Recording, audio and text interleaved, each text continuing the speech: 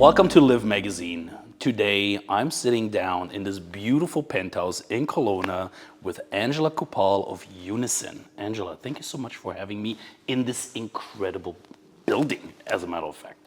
We actually known each other from when you just started out at Unison. Back then, it was just under, I think it was Jane Hoffman Realty. Yeah, it was Jane Hoffman Group with Global Banker. Yeah, so it's been many, many years, 9 years you've been coming. And a lot of things that people don't know about you, which I do know of you. Like first, when you first met your husband back then, you played hockey as a child. How did that happen? I actually wasn't a child. I didn't start hockey until grade 11. Okay. So I was playing ringette up until then and realized I couldn't go anywhere with ringette. And so transitioned to hockey and ended up going to university for it. And where did you go to university at? To Saskatchewan, U of S. I was a Yes. Husky. You were the Husky. And you studied law. I did. Why law? That is such a intense topic. Honestly, I have no idea why. There wasn't one reason. I didn't grow up thinking I wanted to be a lawyer. I think that I did my undergrad in, it was a double major, so it was poli-sci and economics. And I didn't really know what you could do with that. Neither can I. I'm just yeah. listening to this. Wow. Yeah, so I couldn't see a career path that I really wanted to go down with that, and ended up looking at law. Applied not thinking that I would get in, and when I was accepted, I figured it was probably the right path to go down. You're also a very competitive person. Maybe that's why that attracted you to hockey. Yeah. Because you're like a team, and you love. Look at you, constantly surround yourself with great people. But now that you handpick them, what is your recipe to that? I think that when it comes to looking at people that you want to be on a team with, I think any goal that you're working towards, you need to look at the character of the person. Ultimately, you know, I always think skills can be trained and character can't be. And so if you're looking at a person and you're wanting to bring them into a group that you're working with, are they the right person in terms of their values and their work ethic and their ability to work with other people? Isn't that some things that I think there was a quote that you learned from your dad, and what was it? Anything you do, I know how does it go? How you do anything is how you do everything. Beautiful.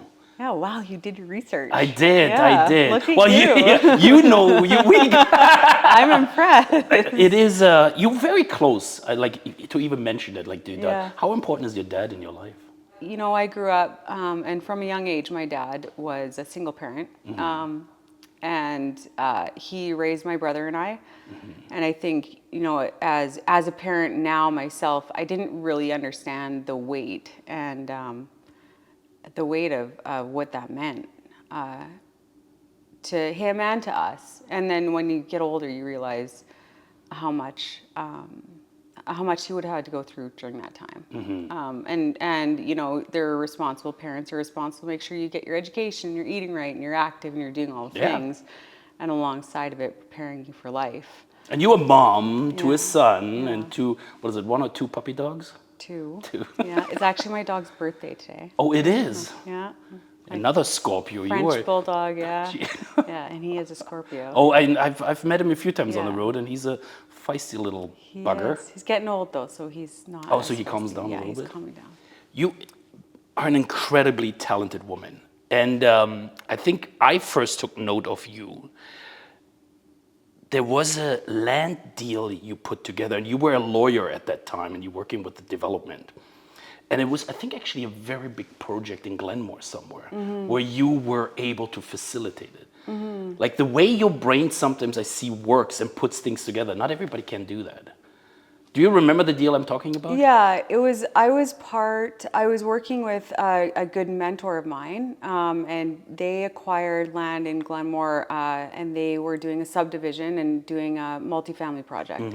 And so I had the opportunity to work with them when they went through that process, and learned a ton from the development perspective of how that all happens.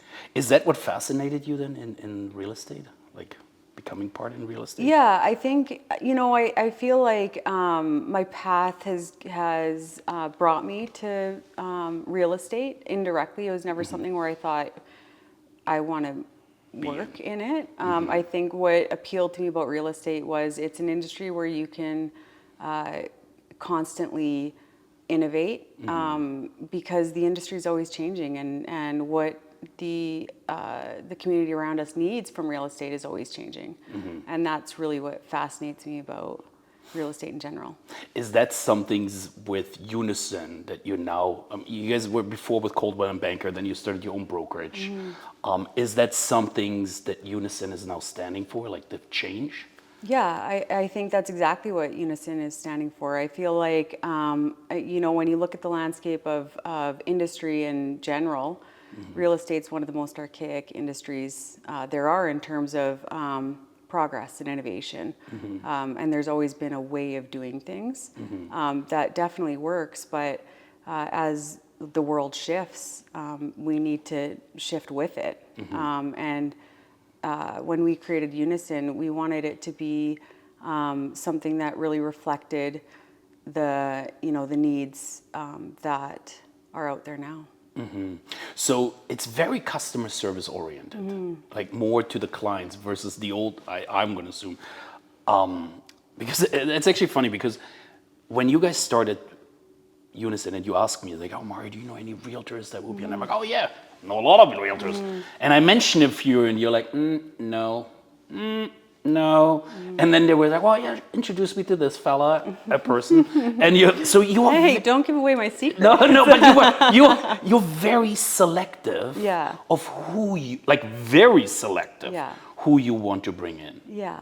I feel like that comes from a personal bias, really, having that high standard of making sure that there's the right fit within the group, and those people really reflect the values that we find really meaningful. But, I've had the opportunity to work with titans in the industry. And when you are mentored by someone like Jane, you learn how she got to where she is now. And it's not just through hard work. It really is part of who she is as a person. And so being able to really understand and learn, what are those traits and those characteristics that have helped her become who she is and where she's at today, you try to replicate that and you try to find those traits in other people. She is incredible. Like the amount of effort she puts in, even with nonprofits, giving back in the community is incredible. A couple of weeks ago, we were at a fundraiser together and giving back Dress for Success was at the time.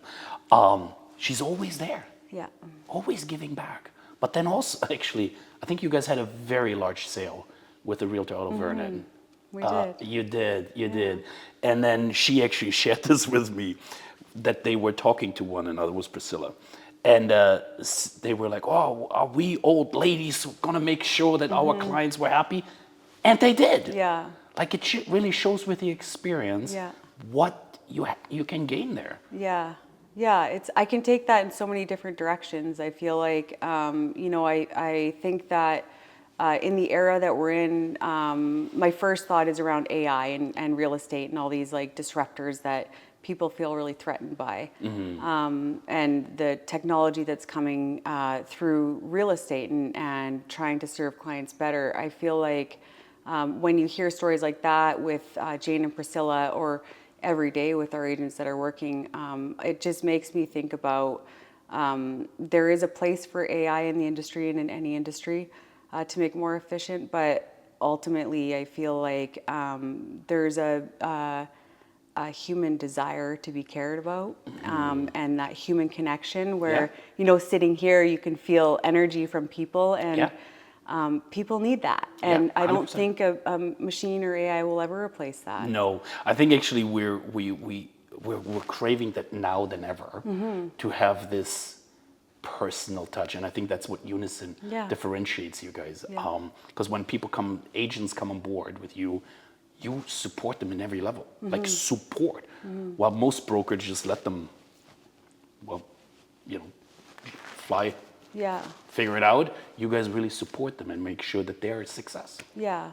Maybe an understanding that with real estate now, I don't think there's ever been a point in time where real estate's been such a huge component of people's wealth or asset base. The value of real estate has increased so significantly that for a lot of people, that's the biggest thing they'll own.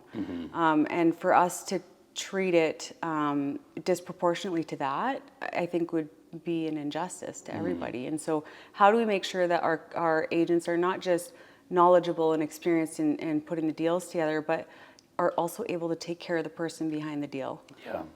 And I think through the way that we onboard agents and we train our staff, we really try to emphasize the need to care more in every aspect. Yeah, and you transaction. align yourself with incredible people. You have new people coming on board just recently. They're incredible, going to be great benefit to the team. Lining yourself up with the right people and making sure that attracts the right people, that probably also reflects with the clients that come to you at the end. There's not like, because you've been in the industry, there's a lot of, challenging times where they're challenging clients. But if you have the right people that with you, I probably you have less challenging people to deal with. Yeah. It's funny because literally right before we started, Nicole and I were chatting about this, and we were talking about, there's going to be problems everywhere you go. Oh, yeah. And I think that right now in our climate, not just our market climate, but I think the world in general just feels really heavy. Yeah. And I feel like it's I don't know, it's almost compounded what could be just a regular problem. You add in the anxiety of war and the markets, and all of a sudden that problem feels so much bigger. But I just feel like if you have the right people around you, the problem can feel a lot smaller. A lot smaller. Yeah. And like you said, you work with Nicole and your team behind it. Yeah. It made your life, Yeah. I don't want to say easier, but you can manage it easier. It's just more enjoyable. Yeah. It is, in one of your interviews you given a while ago, you referenced Simon Sinek. Now, what does he coach you, or what did you take from him? I don't know. It's almost like when you think about Simon Sinek, it's almost cliche in a way to his most, I feel like his most notable TED Talk anyways is the start with why. Like really try to understand why, and dig into why are we doing it and why does it matter. So I feel like with him, that would probably be something that would resonate with me, is just really trying to understand the meaning behind why you're doing what you're doing, or why you're doing it the way you're doing it. But I'm always like constantly reading and constantly listening to podcasts and trying to figure out, what fits best. How can we continuously, move forward and evolve? What attracted you to Jane when you guys met 10 years ago? It's hard to really pinpoint one thing with Jane. There wasn't like one particular thing that happened or one characteristic about Jane. It was interesting because I actually met Jane years ago. I want to say it was almost 20 years ago now, when I was doing a luxury auction for real estate in Kelowna.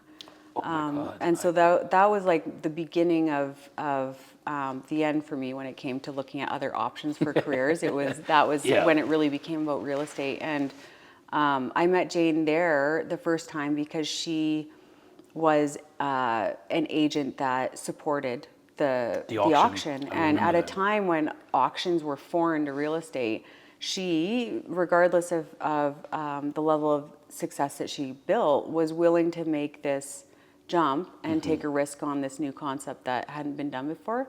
And I feel like that to me was when I started really paying attention to, who is Jane and what is this all about?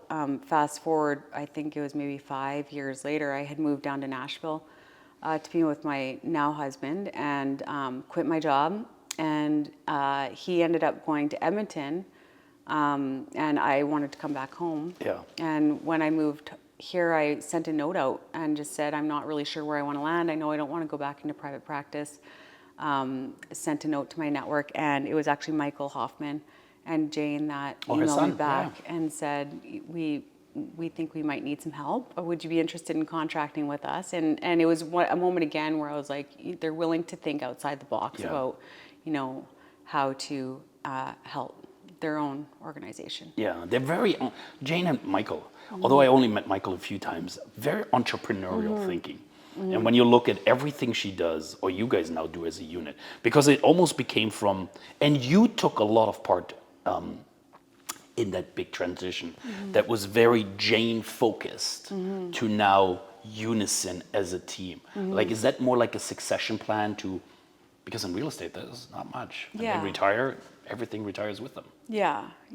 I think that's normal. Like that's the normal path for a lot of real estate agents. That's what I mean. That's one of the aspects of how archaic it can be. I think that if you look at any successful realtor or person in real estate, it really does come down to the relationships and kind of the human investment that has to go into the business that often isn't looked at when you're looking at the next generation in succession planning. And so with Jane, it didn't initially start as succession plan or what's the next step. It really started with let's figure out a way to really capture the knowledge that was within the group and try to build out your systems and processes into an organization. And as the industry evolved, we started noticing more and more ways to overcome some of the challenges that came up.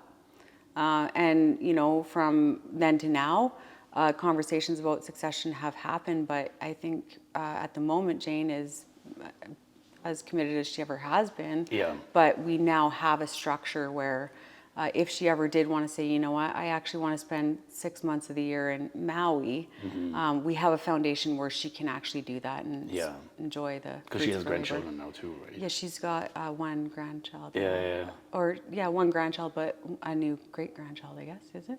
Yeah. Yeah. But we all get to the point where we're like, okay, we want to slow down. So, but you helped her a lot with that infrastructure. But the entire team is very supportive to you guys. And some of the team members, I believe, have been with her for 30 years. Yeah. So Christy Huber has been, they come as a package deal. Like when you look at two people that work so effectively together, I don't know in business if I've ever seen two people as effective as they are because they just balance each other out so well. But we've got other agents that have been there for quite a long time too. And it speaks for the organization, so to speak, that the agent, because I've seen many realtors, they go to one brokerage and they go to another and then another and they keep bouncing back and forth. With you guys, you find the right fit and they stay. Yeah, I think, and I was having this conversation yesterday with one of our agents because I feel like if you've gone through market transitions like we've gone through in the last 4 or 5 years, you've experienced the highest of the high and the lowest of the low in a really short period of time. And with market changes, some agents think, well, I could do better, on a different fee structure over here or looking at different opportunities, which I think is normal.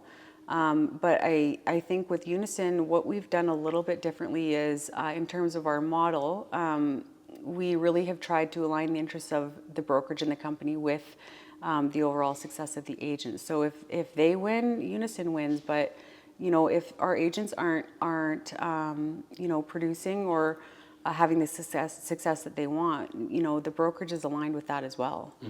So we're really taking the risk alongside them and not looking at our agents as a profit center on its own outside of like monthly fees and stuff like that. And exciting things happened just recently. You guys expanded to Whistler. Yeah. Why Whistler? Yeah, it wasn't thought of. Like it definitely wasn't on the radar. I think that if I would have rewound 9 years when I first started with Jane, I don't think anything that we've done really was on the radar. I don't think so either. None of this was really like a big strategy that we had come up with. It's whether it was shifting from a team to a brokerage or from Coupal Banker to an independent brokerage or bringing on an affiliate in Whistler. Those big strategic moves weren't planned. Well, not even Whistler alone. Like you also went commercial. Yeah. So you diversified entirely. I think you need to. I think you need to look at, what are your client needs first of all? Like, how do you best serve your client? What can we do to continuously elevate the service experience that we're able to give our clients? So I think through commercial, we just recognize that a lot of our clients are involved in the community in some way, whether they're investing in land or they're leasing a retail space. They've got commercial needs as well. So how can we best support that on the relationships that we've built? But when you look at diversifying to a location like Whistler, it's the same thing. We've got clients that are going to invest in the Okanagan or live here, but they're also going to be out in Whistler in that area wanting to invest in real estate there too.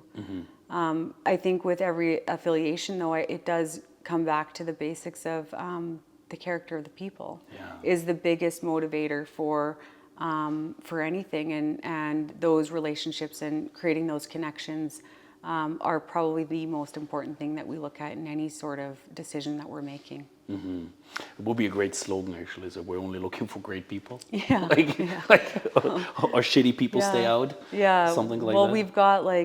we've got a Unison ethos, and we talk about like things that are really what is our essence, and one of them is something along the lines of real estate. You usually think of real estate as location. We think of it as people. Like it really is about who you surround yourself with. And when you guys do things, you do it right. Has that always been something? Let me explain this because I know you guys for a long time. I usually went to the office and everybody just did their thing, and then you came into the picture, and all of a sudden you ended up having meetings. Like I think actually a couple of weeks ago I walked into one of your meetings too, and I was like, what is he doing here? Like it is. I've never seen that where you're like, this is a team meeting. Yeah. It's a lot of strategy. Is everybody involved in that, or how is that working? Because you are the strategist. I think that I have to be the voice that communicates the strategy. Like I think any organization needs somebody that's going to voice or communicate the overall direction. But realistically, I feel a big part of any successful team is really listening to the people that are doing the work to understand, why do you do it a certain way, or why is this important to you, or what are you thinking, or what are you seeing, and taking all of that information and somehow filtering it into one outcome. But I feel like, I do think it's important to include everyone in decisions that are going to affect them. It's not an easy transition. There's one of the things I find so fascinating on you, and I value a lot, is you're very integral to what your beliefs are. So what you say you do is actually what you do. And there was, again, we've been friends for a long time. Okay. And there was a one time, because I'm very loud when I go into the office, and where you literally put me in place. You're like, Mario, don't do. We sat down. You put your. Yes. But you stood because you were like, Mario, I have to protect my people. Yeah. You were a loud individual. Shut up when you come in. And good for you. Yeah. There's a lot of people that don't do that just because we're friends or whatever. But no, you were like, no, I'm here to protect my people. Yeah. I think that is fantastic. Yeah. I think it's, I think that when you're in any sort of position of leadership, you are the person that needs to stand in front of the bullets for your people. Yeah. Yeah. And again, as hard as that was, because I don't get a lot of pushback at times, but that was actually, I'm like, wow, what a great woman. I think I ghosted you for a solid week. You did, yes. It took me a little bit to come. I think it was more than a week, actually. And just to note, it wasn't your volume, it was what you were saying. Let's be clear. Volume we can handle. It's the words that come out of your mouth. Truth. My wife couldn't agree more, actually, at the end of the day. So the future with Unison, 5 years coming up, where do you see it? Oh, gosh. I don't know. Like, just as I couldn't have predicted where we would be 9 years ago and where we are now. I honestly don't know. And that's a terrible thing for me to say, because I think a lot of people rely on me knowing. But 5 years is a long ways to go. Yeah. My hope is that we're still living really true to our values. We're still seen as people that care beyond just the properties that we work with, that we really care about the people that are involved in it. I feel like if we can stay true to that, we'll end up in a really great place, wherever it is. I think you were actually very much bang on Yeah. that one. And it's actually, I found this fantastic and honest. Say, well, I don't know. When COVID happened, we didn't know what happened then either. You just dealt with it. And the outcome was great. Because I think because of that, a lot of other things ended up happening that created greater results. Yeah, I think that with like COVID, for example, or any kind of really big success or really big challenge, I feel like those are the times where you really have to be most aware of where you're at and what direction you're going in, because I feel like it's really easy to get distracted by those external factors that can push or pull you in one direction, and that's when you really need to stay the course and be more restraintful. You're very good at filtering out the noise and just focusing on the problem. Does that help you to deal with tough decisions when they arise?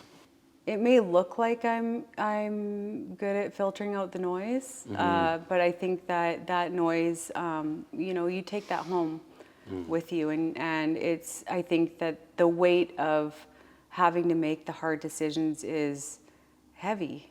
And so, when I'm looking at that and we're involved in these situations of having to make hard decisions, I think one of the things I always think about is, there's a human behind every decision you make.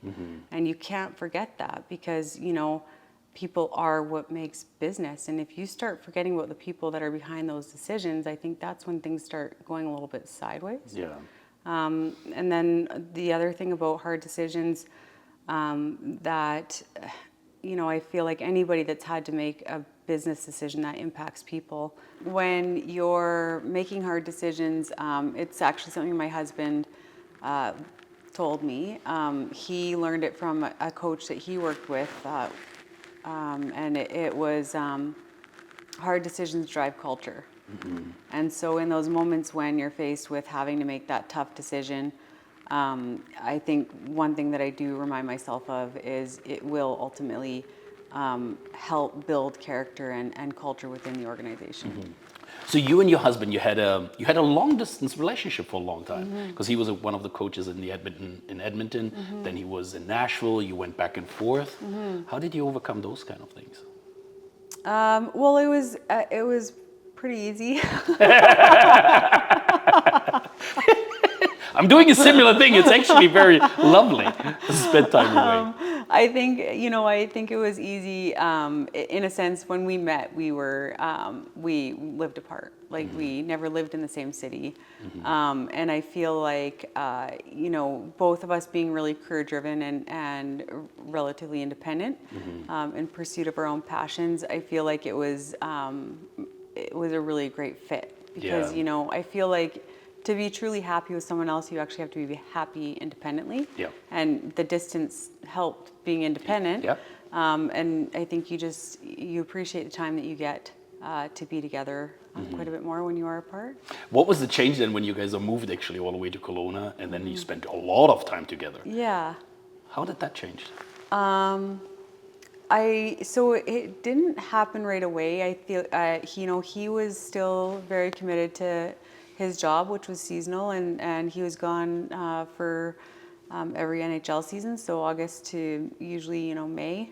And it wasn't until our son was two and a half that we really started reprioritizing. Nice. And looking at like the need to be a family unit, and for him to be present for those moments that only come once. And the initial transition was, I think, as you'd expect, when you move in with anyone for the first time. It's a little bumpy. It was a little bit bumpy, and I think Yeah, I think there were pros and cons that came along with it, but you appreciate both equally. Yeah, and you guys have been a great team. Very much support one another, actually, as well. So family is still very important to you, and Yeah. you're prioritizing that actually as well. Yeah. Your son and your family overall. Yeah, 100%. Yeah. Yeah. Angela, thank you so much for having me here today. I think this is I'm very much looking forward to see where the company goes, where you're going, and we're going to have a lot of more coffees at your office, that's for sure. Yeah, yeah. Just make sure you make an appointment first. Don't drop in. Thank you. Yeah, thank you.